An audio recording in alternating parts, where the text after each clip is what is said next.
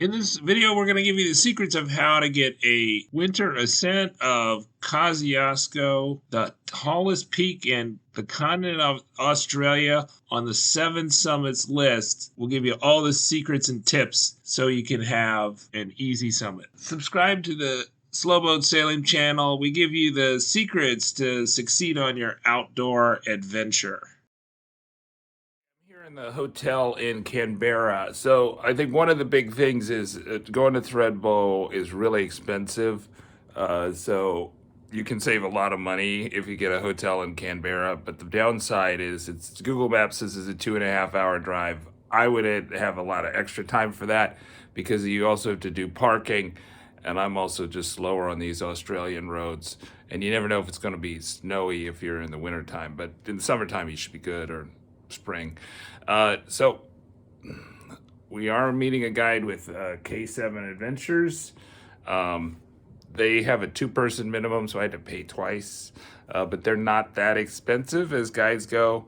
But also people, I don't think for Kosciuszko, I would not hire a guide if it were summertime, if you could see the trail, but because it's snow, I think I'm still, if the guide didn't show up, I could always follow the tracks in the snow. If it's not snowed recently, you probably should be able to follow the tracks in the snow. It is not a hike that you really need a guide for. It's a really easy hike as elevation hikes go, is what they say. But in the snow, it's a little different factor. If it's a day that's snowing, we've picked this day as a weather window. So that was my bait when I made the video about the problems with guides. One of the things was that the Rainier guides don't allow you to get a weather window because they are always booked up. But these guys are not always booked up, and so they let me choose a weather window, and this is the best day until I leave Australia. So I've got 6 days. This is the best of the 6 days that I have since leaving Darwin to go to Kosciuszko. K7 Adventures packing list, and it's number 1, probably a puffy shirt like this, down. I am allergic to down, so I'm not using down. And then a base layer. You want to have hiking pants. If it's really cold, maybe you want to have synthetic long underwear. My experience, you don't want to have that unless it's really cold, so I didn't get that. They recommend packing a fleece and packing a waterproof layer, right, for your top. So I've got like a black diamond one's really nice with a hood. You should have a beanie and 2 pairs of gloves, right? You want to have a light pair of gloves and then a heavy pair of gloves. I don't think you need mittens, but like the heavy ski gloves, good. And then like some sort of nylon wool gloves. I have a really light pair of wool gloves. This is either snowboard, snowshoe, or ski, right? Ski, snowboard, if you do snowboarding or skiing, that is probably ideal if there's a lot of snow because you can ski back down. If the other optional thing you may want to think about is gaiters. Those go over your boots and your pants.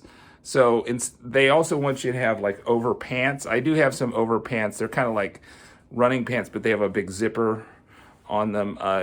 Like some guys, like Rainier guys, will make you have the full length zipper. I have like a half length zipper for this because I didn't see a full length zipper. But that's another Gore-Tex waterproof material. So you have a waterproof for your leg and you have a waterproof for your top, right? So that wind jacket and then that Gore-Tex zippy pants. And then you should have a synthetic pant, like a hiking pant. So you can see there's my hiking pants. There you go.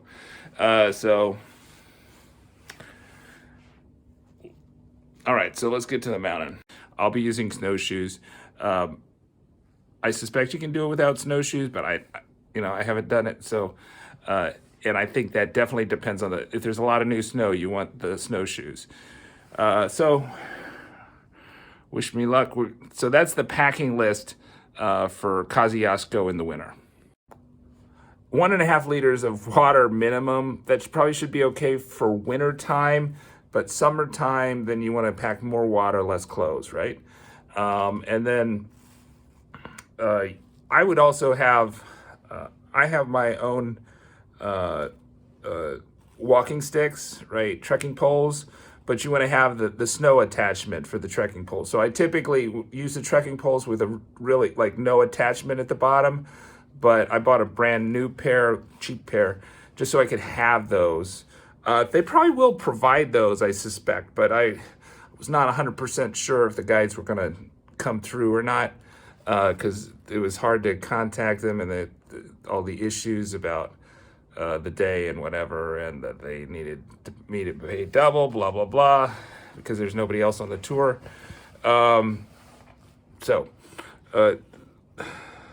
I was kind of prepared to go on my own. They also recommend a 20-liter plus backpack. I actually bought a 25-liter backpack when I was not thinking about it. It's a nice one, but I'm using my 32, which I used for day hikes because it carries a bit more. But yeah, if you can get it down to 25, I mean, it depends on your size. I think the problem is I'm kind of just like a bigger guy. If I were like a smaller guy or a woman, then 25 liters should be okay. It just depends on like how big your clothes are, right? And how many layers. I tend to take off a lot of layers and not wear a lot because I get hot. So you want to have a bigger backpack just to put your layers in. There was a few things that I forgot. Number one, with the boots, it's just like hiking boots, waterproof hiking boots, right? So you can have high top, mid top, no top.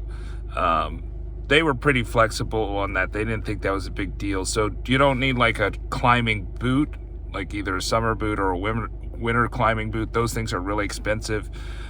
You could potentially rent kind of a snowboarding boot, but probably you're better off just getting with a hiking boot. So the snowshoes are very, I think, flexible in terms of what they'll take. It's not like you have crampons and you have to have a special boot for crampons, or you want to have something really stiff because you're going to be climbing up rocks or whatever, and you're worried about turning an ankle. You want to have just like a normal hiking shoe that's rated as waterproof. So very, very simple thing. Okay, the last thing is a buff would be a good idea for your neck. You can also put your buff over your ears, I think, if you've got a hat.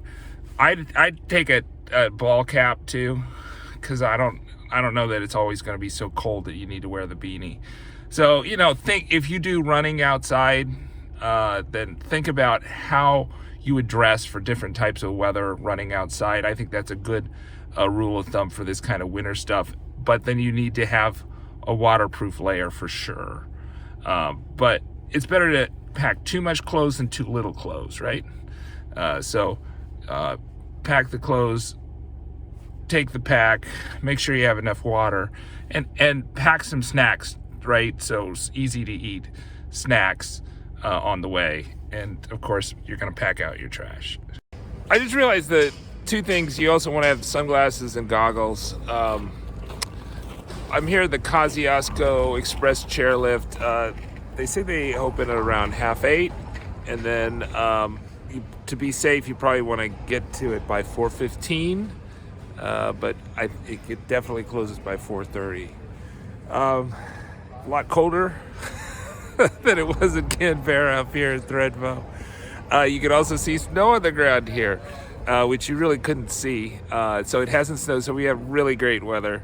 I'm going to put on another layer, and we'll meet my guide down at the just down below the steps here.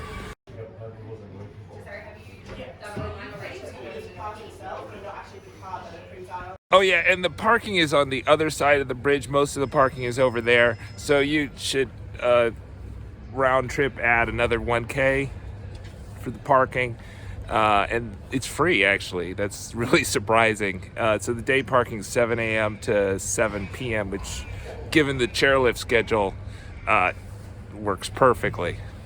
Okay, so we're up here on the chairlift, and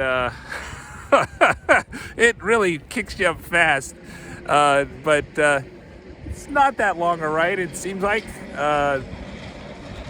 But it's pretty cool. It's a nice day, very sunny, a little bit warmer than it was in the morning.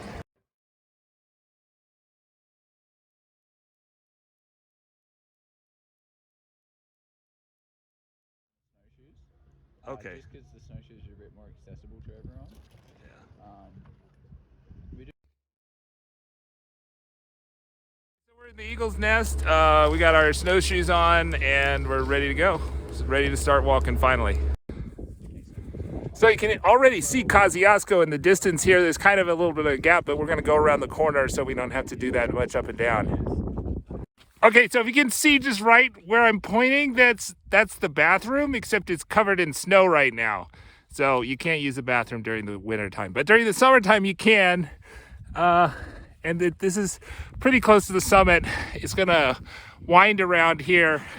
The summit is behind me, although I can't see the summit rock, but it's very close. This is the first view of the summit marker, so that's pretty cool, and it's only like 100 yards away. All right, so I'm at the top of Kosciuszko, highest peak in the continent of Australia. It's on the BAS list, the 7 summits. We're not going to talk about that other guy's list. He doesn't even know what continents are. So, what are we, 2,000 something, 200 meters? 28 meters too. Very fun, not bad at all.